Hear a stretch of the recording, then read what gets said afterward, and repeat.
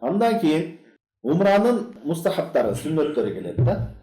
Ихрамга кирерден мурда эмне кылыш керек? Эң биринчиси ихрамга жанагы микаттан ихрамга кирерден мурда же болбосо бир адам самолетко туура самолет менен бара турган болсо, Жиддага чейин барып кирип кете турган болсо, ал жанагы ак кийимди кирерден мурда эмне кылыш керек? Эң биринчиси жуунуп тазалануу, бул сүннөт болот. Ихрамга кирерден мурда гусул алып, жуунуп тазалануу сүннөт болот. Бул аалымдардын арасында талашсыз ижма болгон маселелерден. Экинчи сүннөт, ихрамга кирерден мурда адам ошо түкмүктөрүн алып, тырнактарын алып, аврат жактагы түрктөрүн алып тазалануу, бул дагы сүннөт болот. Үчүнчүсү болсо, ихрам кийерден мурда атыр колдонуу, жакшы жыттуу. Ихрам жанагы кийимиңе болсун, же денеңе болсун, жакшы жыттануу, бул дагы сүннөт. Айшаны Бухари Муслимде келген хадисте айтат: "Кунту утайбу Расулуллах саллаллаху алейхи ва саллям ли ихрамихи qabla an yuhrima." Пайгамбарыбыз саллаллаху алейхи ва салламды ихрамга кирерден мурда мен ошо ихрамга кириш үчүн аны атыр менен сүйкөчүмүн дейт. Демек, ихрамга кирерден мурда жакшы атыр колдонуу, бул сүннөт. Эми ихрамга киргенден кийин бул келет иншалла. Ихрамыңды кийип ниет кылгандан кийин колдонулбайт атыр. Атыр колдонулса болбойт. Бул ихрамга ниетке кирерден мурда, ниет кылардан мурда колдонсоң болот. Ошо колдонуп кийимиңде калган болсо да, жыты калса умрада боло берет. Зыян бербейт ал. Төртүнчүсү, ихрам деген жана кийим, эки ак кийим болуусу сүннөт. Чүпүрөк орон атпайбызбы ихрамда? Үстүбүзгө ак, астыбызга дагы ак кылып туруп, ошо эки чүпүрөккө оронуу, бул сүннөт. Ошол ак болуусу дагы сүннөт. Демек, бул жерден түшүнөбүз, башка түстө болсо деле, башка чүпүрөк, авратын жапкан бир чүпүрөк болсо деле жараптыр, жок болуп калса да. Бирок эң жакшысы эмне? Ак болсо, эки кийим болсо, изар, рида деген, ошо астыңа бир чүпүрөк, үстүңө бир чүпүрөк орогон, ошол сүннөт болот. Бул эркектерге тиешелүү. Бешинчиси, ихрамга кирерден мурда 2 рекет намаз окуу. Ихрамдын намазы деп, нафил намаз окуу, бул дагы сүннөт. Бирок эгерде ошол ихрамга кирип атканда микатта фарыз намаз болуп калган болсо, фарыз намаздын учуру болуп калган болсо, фарыз намазды окуган болсоң, ошол жетишиктүү болот. Эгерде фарыз намаз учуру эмес болгон болсо, анда ихрамга жуунуп жана кийимди киргенден кийин ихрамга кирерден мурда өзүнчө 2 рекет намаз окуу ихрамга кириш үчүн. Бул дагы сүннөт амалдардан. Андан кийинкиси, 6-чысы сүннөт. Ошол умрага кирип атканыңда ушул сөздү айтуу.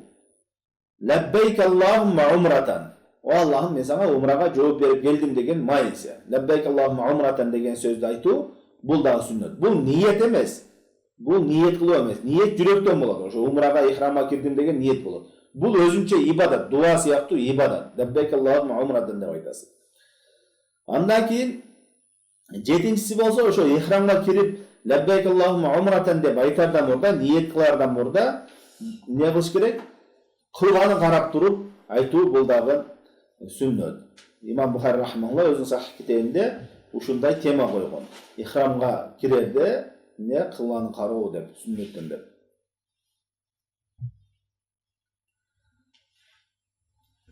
8-чиси болсо, ихрамга кирерден мурда адам баласы өзүнө бир шарт кылуу. Кандайча шарт кылуу десе, о Аллахым, эгерде мен ушу умрамды толуктай албай калсам, кандайдыр бир себептер менен, оору себеп же бир үзүрүм чыгып калып, бүтүрө албай калган болсом, кайсы жерде токтогон болсом, ошо жерден ихрамдан чыгам, тахаллул деп коет.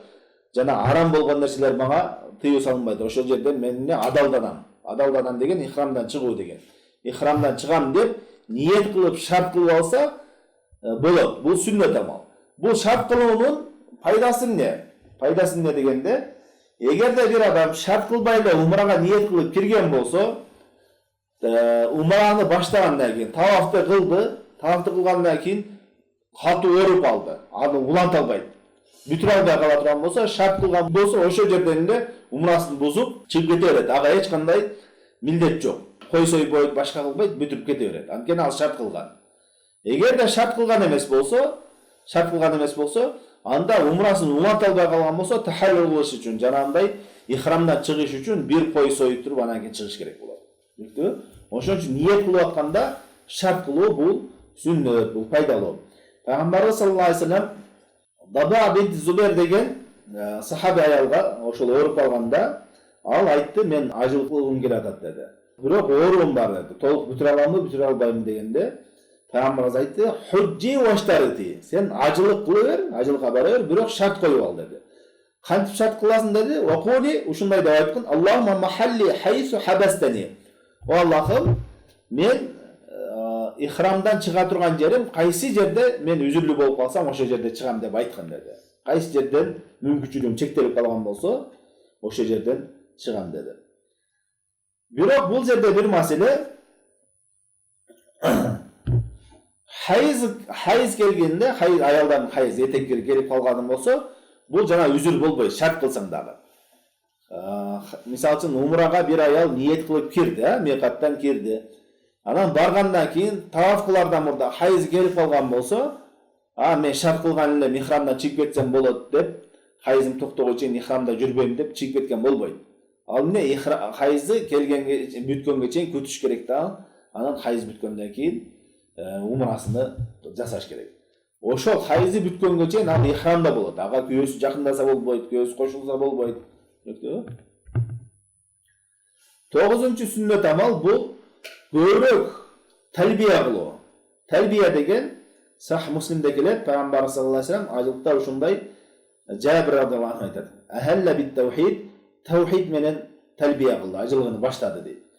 Анын сөзү кандай? Лаббайк Аллахумма лаббайк. Лаббайк ла шарика лак лаббайк, иннал хамда ва ни'мата лака вал мульк ла шарика лак. Ушул сөздү көп айтуу, үндү чыгарып эркектер, катуу айтуу, көп айтуу, ошо тавафты баштаганга чейин айтып жүрүү, ушул сүннөт амалдардан, бекемделген сүннөт амалдардан. Пайгамбарыбыз сахабалар буну көп айтышчы. Пайгамбарыбыз саллаллаху алейхи вассалам хадисте айтат: "Ма мин муслимин юлабби илля лабба ман ан яминиhi aw an shimalihi min hajarin aw shajarin aw madarin hatta tanqati'a al-ardu min hahuna wa huna." Кайсы бир мусулман талбия айта турган болсо, ушул сөздү айта турган болсо, ажылыкта, умралыкта, анын жанында, оң жагында, сол жагында болсун, кайсы бир таш болсун, дарак болсун, бир дөңчө болсун, бардыгы ошонун талбиясы менен кошо талбия айтат.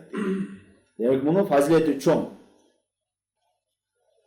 Мунун майсы лаббайк Аллахумма лаббайк деген, о Аллахым, мына сага чакырууңа жооп берип келдим. Ажылыкка, умрага чакырган ошо чакырууңа жооп берип келдим.